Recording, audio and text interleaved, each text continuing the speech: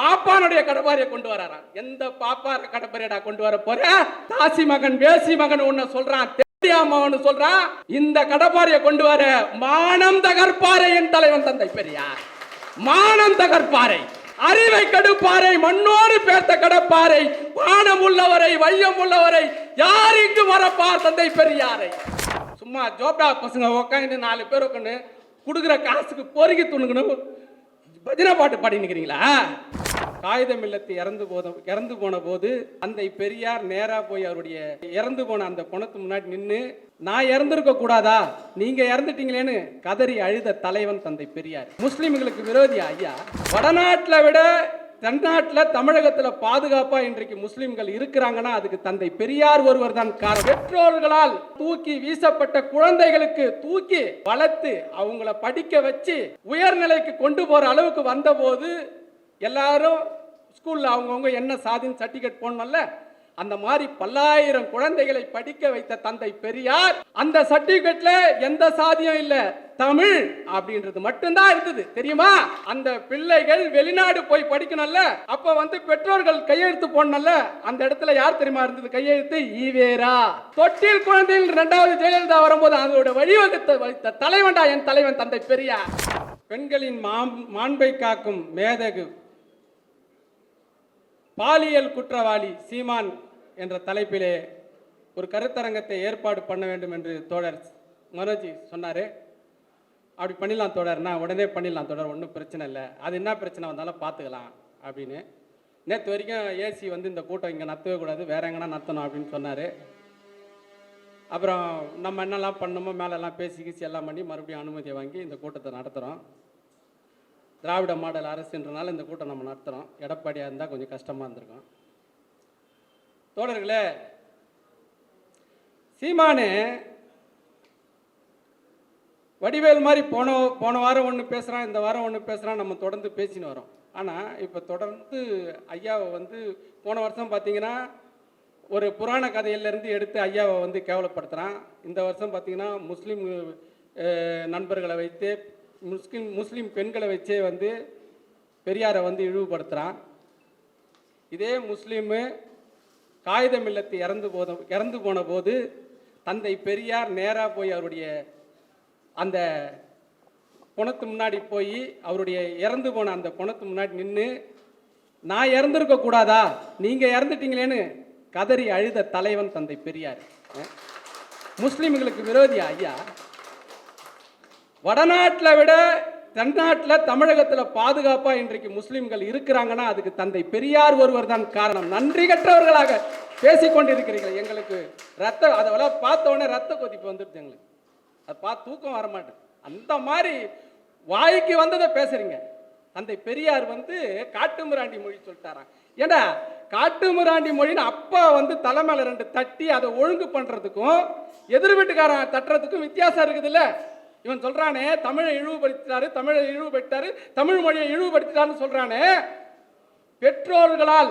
பெற்றோர்களால் தூக்கி வீசப்பட்ட குழந்தைகளுக்கு தூக்கி வளர்த்து அவங்கள படிக்க வச்சு உயர்நிலைக்கு கொண்டு போற அளவுக்கு வந்த போது எல்லாரும் ஸ்கூல்ல அவங்கவுங்க என்ன சாதின்னு சர்டிபிகேட் போடணும்ல, அந்த மாதிரி பல்லாயிரம் குழந்தைகளை படிக்க வைத்த தந்தை பெரியார் அந்த சர்டிபிகேட்ல எந்த சாதியும் இல்ல, தமிழ் அப்படின்றது மட்டும்தான் இருந்தது. தெரியுமா?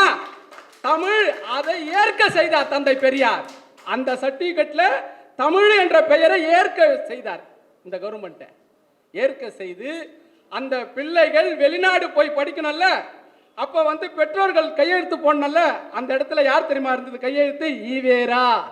ஈவேரா. ஆயிரக்கணக்கான குழந்தைகளை தொட்டில் குழந்தைகள் 2வது ஜெயலலிதா வரும்போது அதோட வழிவகுத்த வைத்த தலைவன்டா என் தலைவன் தந்தை பெரியார்.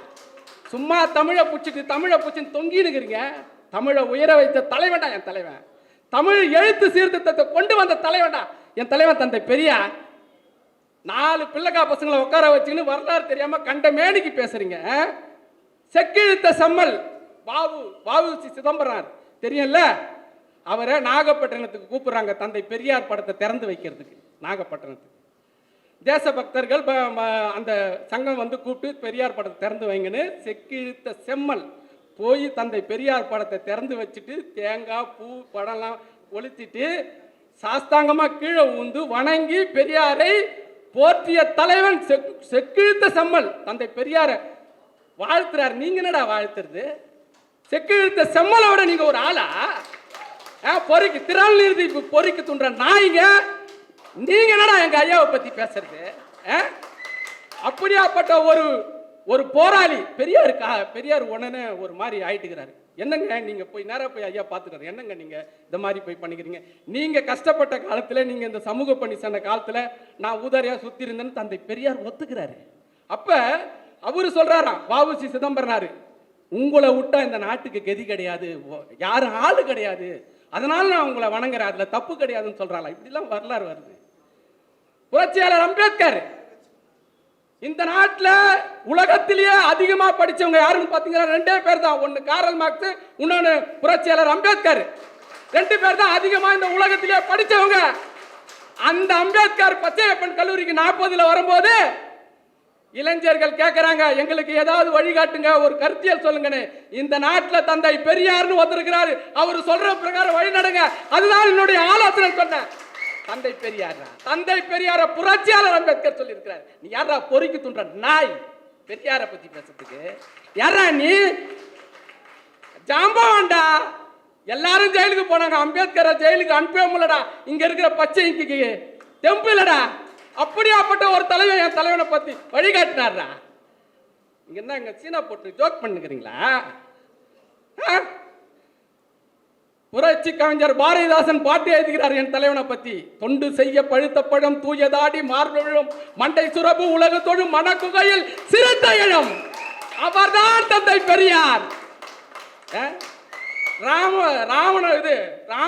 பாப்பானுடைய கடப்பாரியை கொண்டு வராராம். எந்த பாப்பார கடப்பாரியடா கொண்டு வர போற? எந்த பாப்பார கடப்பாரியை கொண்டு வர போற? தாசி மகன் வேசி மகன் ஒன்னு சொல்றான், தெவுடியா மகன் சொல்றான். இந்த கடப்பாறையை கொண்டு வர மானம் தகர்ப்பாறை என் தலைவன் தந்தை பெரியார். மானம் தகர்ப்பாறை, அறிவை கடுப்பாறை, மண்ணோடு பேர்த்த கடப்பாறை, பானம் உள்ளவரை வையம் உள்ளவரை யார் இங்கு வரப்பார் தந்தை பெரியாரை. சவுக்கடித்த தலைவனா என் தலைவன் தந்தை பெரியாரு. சும்மா ஜோப்டா பசங்க உட்காந்து 4 பேர் உட்காந்து கொடுக்குற காசுக்கு பொறுக்கி துணுக்கணும் பஜனை பாட்டு பாடி நிக்கிறீங்களா?